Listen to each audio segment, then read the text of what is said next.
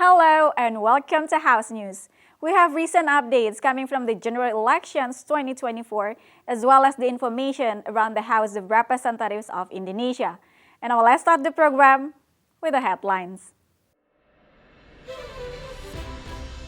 Delegates from friendly countries and international institutions appreciated the 2024 election visit program, highlighting the valuable insights gained from observing Indonesia's electoral process. Leadership of the House has urged the public to wait for the official results of the 2024 elections from the General Election Commissions and also maintain a conducive environment post-general elections. During the recent general elections, Indonesians have demonstrated their power in shaping the country's future by voting for new lawmakers alongside selecting a new president. The House has urged the government to increase its oversight of assets and business ownership by foreign nationals, emphasizing the need for stricter regulations. Titan Travel, a popular travel agent from the UK, listed Denpasar on the Indonesian island of Bali in the third of the rankings for cities with the most vegan restaurants. Friendly countries and international organizations recently observed Indonesia's general elections. The House believes the program can showcase transparent and accountable democratic processes in Indonesia. Vice Chairperson of the Committee for Interparliamentary Cooperation of the House, Putu Supatmarudana, stated, "Election Visit Program is a platform to show the world the transparency and accountability of democracy in Indonesia." Furthermore, Putu added, participation of international observers in the program could influence Indonesia's perceptions regarding the quality of its democracy. Jadi ini adalah sebenarnya satu barometer ya dalam bagaimana kita membangun sebuah bangsa dan negara. Salah satunya mengenai demokrasinya, prosesnya, dan indeks demokrasinya. Harapan saya proses demokrasi berjalan baik, semoga terus indeks demokrasinya baik, dan pada ujungnya menunjukkan kepada dunia bahwa Indonesia adalah negara yang betul-betul menghargai, menghormati, dan memberikan power sepenuhnya kepada masyarakat untuk memilih pemimpinnya. Based on Economist Intelligence Unit data, Indonesia's democracy performance remained stagnant in 2022, with a democracy index score of 6.71 point. This figure is assessed from the electoral process and pluralism, governance, political participations, political culture, and civil liberties. From Denpasar, Bali, Sigit Rilo, TVR Parlemen reports. After the 2024 election voting, the leadership of the House advised the public to maintain peace and order and await the official election results and to disregard any provocative narratives. After voting at polling station 22, Bendungan Hilir, Central Jakarta, Vice Speaker of the House Sufmi Dasko Ahmad emphasized the importance of maintaining peace and order within society regardless of the differences in people's choices. Afterward, the result of the presidential and legislative elections should be respected and accepted as a sign of maturity in democracy.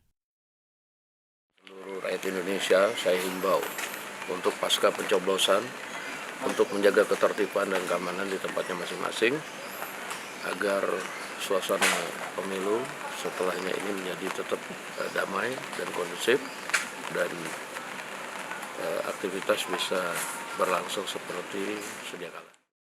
People's hope this year's electoral process to be conducted peacefully, honestly, and fairly, and also the elected president and legislative members to prioritize the interests of the community and embrace all segments of society.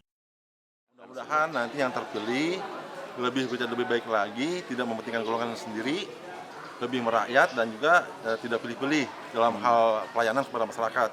Jangan sampai masyarakat yang tidak memilih yang menang itu diabaikan seperti itu. Jadinya melupakan golongan ketika nanti mereka telah memenangkan pemilu seperti itu. TVR Parlemen Team report. Member of the House Fadlizon believes general elections are a component of a democratic government. Participation and voting demonstrates that the sovereignty lies in the hands of the people. Furthermore, Fadlizon states fair and honest elections free from fraud are an important indicator of the success of democratic system. Therefore, the 2024 elections represent the people's sovereignty in election representatives at all levels of government from local to national. Hasil pemilu ini kita harus terima dengan baik ya, karena ini adalah kedaulatan rakyat. Pemilu ini adalah cermin dan refleksi manifestasi dari kedaulatan rakyat. Sehingga kita harus terima karena ini adalah suara rakyat. Jadi masyarakat yang mengambil satu keputusan apa yang ingin dipilih gitu ya, baik untuk pilpres maupun untuk legislatif gitu.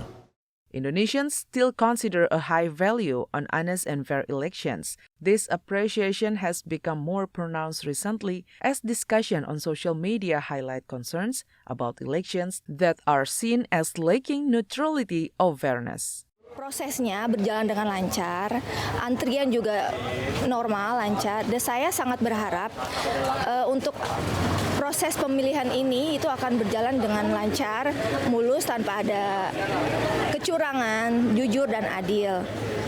Saya harap seperti itu, tidak seperti sebelum adanya pemilu, banyak di media sosial itu adanya kecurangan-kecurangan yang sedang marak terjadi gitu. TVR Parliament Team report. The House is concerned on the government plan to provide the students' loan.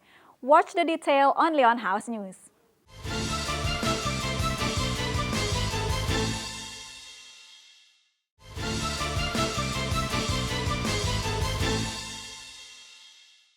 And you're still watching House News. Commission 10 of the House urges the government to strengthen the regulations regarding foreign assets and business ownership, with a specific focus on tourist areas. Vice Chairperson of Commission 10 of the House, Dede Yusuf, highlights the increase in foreign ownership of assets and businesses, particularly in tourist areas like Bali. This trend has become problematic due to certain practices such as nominee agreements and controlling assets through marriage. Therefore, Dede Yusuf urges the provincial, district, and central governments to strengthen regulations and supervision related to foreign investment that involve asset control. This aims to regulate asset and business ownership by foreigners in Indonesia. Bali saya sering mendengar sudah menjadi dilema di mana banyak tanah-tanah dibeli kemudian dikuasai oleh warga negara asing melalui sistem katakanlah mungkin pernikahan atau mungkin pinjam tangan, pinjam nama dan sebagainya. Ini harus ditata dengan baik-baik pemerintah, baik pemerintah provinsi, pemerintah kabupaten maupun pemerintah pusatnya harus benar-benar mengetatkan apapun yang disebut sebagai investasi yang sifatnya penguasaan aset. In addition, member of Commission 10 of the House, Ledia Hanifah Maliyah, points out the Omnibus Law on Job Creations allows and regulates the ownership of assets and businesses by foreigners. However, the government needs to supervise and control this foreigner ownership to prevent illegal acquisition and business ventures that may give negative impact to the local businesses. Tapi kita harus pastikan dulu apakah kepemilikannya legal atau ilegal. Nah, yang kedua, mereka biasanya melakukan pemasaran tanpa bisa dikendalikan ya. Artinya kan tidak harus lewat dinas, mungkin lewat sosial media, dan itu akan sangat sulit dikontrol. Karenanya memang review, terus kemudian penjelasan dari pemilik, mekanisme komunikasi dengan pemiliknya, itu menjadi bagian yang sangat penting. Ferdian and Rizky, TVR Parliament report. Commission 8 of the House has asked the government to prioritize the nutrition program and maternal mortality preventions as a part of stunting reduction goal. Member of Commission 8 of the House, Hidayat Nur Wahid, has called on the West Java government to prioritize achieving the stunting reduction target due to the region's high maternal mortality rate. He emphasizes the stunting reduction program, including the budget allocation, should prioritize nutrition and education during pregnancy to ensure maternal and childbirth health. Saya ingatkan tentang masalah stunting memang sudah turun, tapi masih jauh dari target gitu kan, karena pemerintah kan mentargetkan untuk turun sampai 14%, sementara tadi baru 20%. Tentu ini memerlukan kerja keras karena kemudian ada korelasinya dengan ibu yang meninggal. Sekali tadi dikatakan bahwa korelasinya lemah, tapi menurut saya kalau ibu melahirkan itu tidak meninggal, itu tandanya kesehatan dirinya bagus, kemudian pun juga gizi untuk anak yang dikandungnya juga bagus, dan itu potensi mestinya juga sekaligus paralel dengan stunting yang sudah mulai menurun, sekalipun masih jauh daripada target yang kita. Furthermore, to achieve Indonesia 2045 Golden Generation, Commission 8 of the House will focus to complete the discussion on the Bill of Mother and Child Welfare. The bill aims to provide protection and improve the health and rights of women and children. Hilman Hidayat, TVR Parliament reports. Commission 10 of the House requests the government to provide education loans that are both accessible and affordable, ensuring the loans will not potentially burden students with significant debt. Member of Commission 10 of the House, Ladia Hanifah Amalia, said, based on the higher education law, if the government plans to prepare student loan scheme, then the government should offer education loans that are fair and do not place additional financial burden on students. In addition to interest-free loans, Ladia Hanifah Amalia also emphasized flexible repayment plan considering the financial situation of students, allowing students to pay back after they have completed their studies or after they have secured employment. Pertama, tidak bergunga, dibayarkannya harus sesudah lulus atau setelah mendapat pekerjaan. Berarti kan kalau kayak gitu, kalau ada bunga berarti udah nggak benar, udah melanggar undang-undang. Nah itu nggak boleh. Jadi pinjol udah jelas nggak boleh aja ya. Terus kemudian kalau kita lihat juga dibayarkannya sebelum anak-anak itu dapat pekerjaan atau sebelum lulus, itu juga kan tidak dibenarkan. Dalam undang-undang kan dia dibayarkannya sesudah lulus atau mendapat pekerjaan. Meanwhile, another member of Commission 10 of the House, Putra Nababan, mentioned education loan schemes have been implemented in many countries around the world. He urged the government to provide education loans that do not overly burden students. This is because education is the government responsibility in building Indonesia's human resources.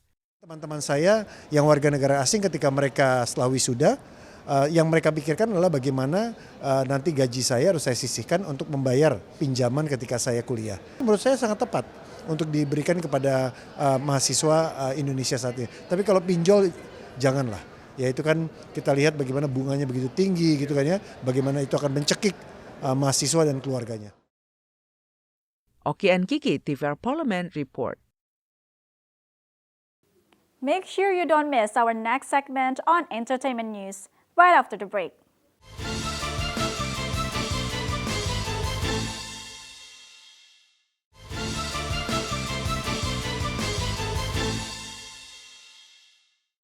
Welcome back to House News.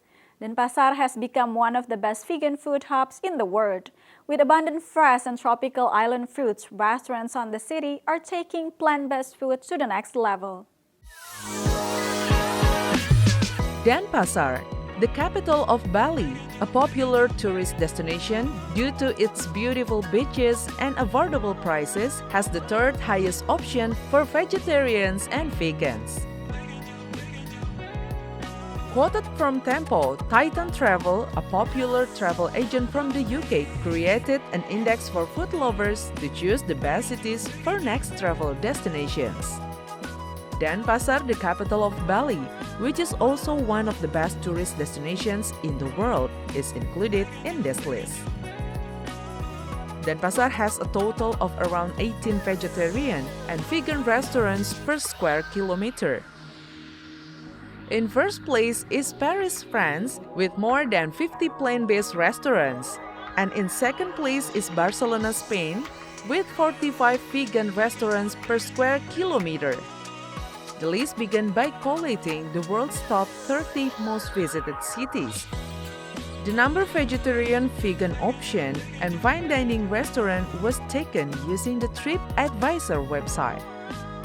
Bali is well known for its abundant plant-based food scene, with vegan options available at almost every corner store and restaurant. This is the place where you're looking at tempeh ribs, sweet potato chips, and much more. Plant-based food in Bali is exciting and fun and you have plenty of places to choose from when it comes to eating out.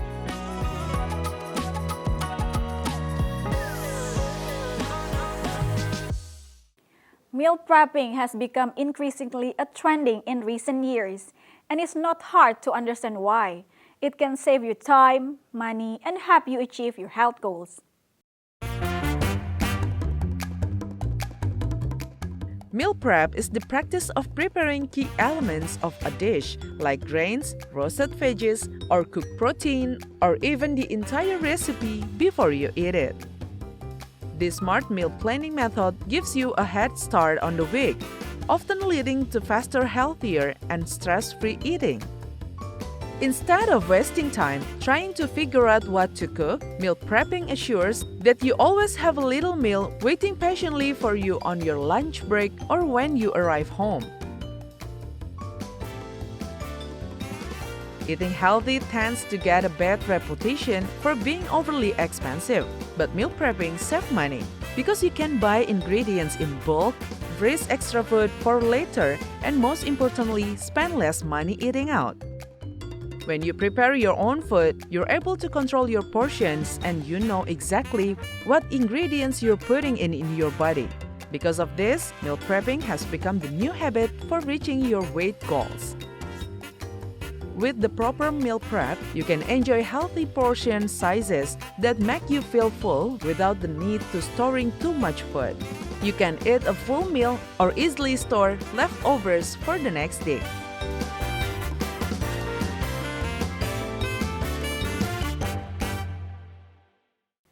Today, we take you to Jakarta's legendary Majestic Market. Renowned as a textile heaven, this bustling market has a hidden gem, a vibrant food scene waiting to be explored.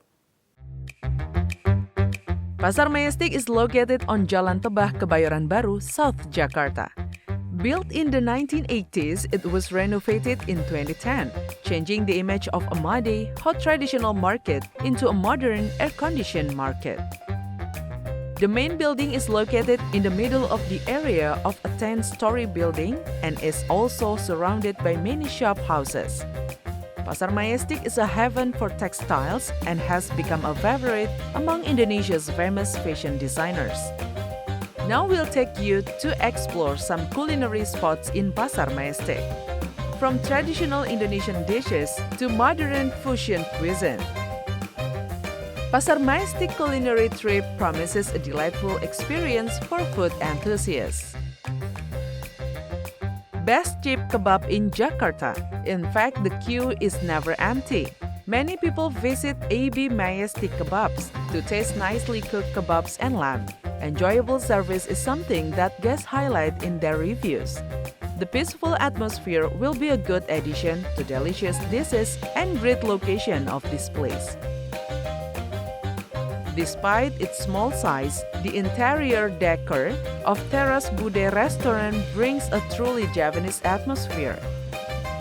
This dining spot is also great for enjoying a variety of Japanese dishes, such as mangut ikan pari, nasi gandul pati, and satay. Pasar Majestic also has several street vendors who park their mobile food stalls around the market's main building. It is recommended to try kuah cubit or small pancakes with chocolate sprinkles or matcha flavoring, and you can always ask the seller to make it half-cooked. There are also other traditional snacks that you can try. Among them are mini martabak and kue ape or crispy pancakes. Pasar Majestic is one-stop solution for anyone who wants to try varieties type of Indonesian street food. Try to come here in the morning before lunch or after lunch so you can avoid the long queue during peak hours.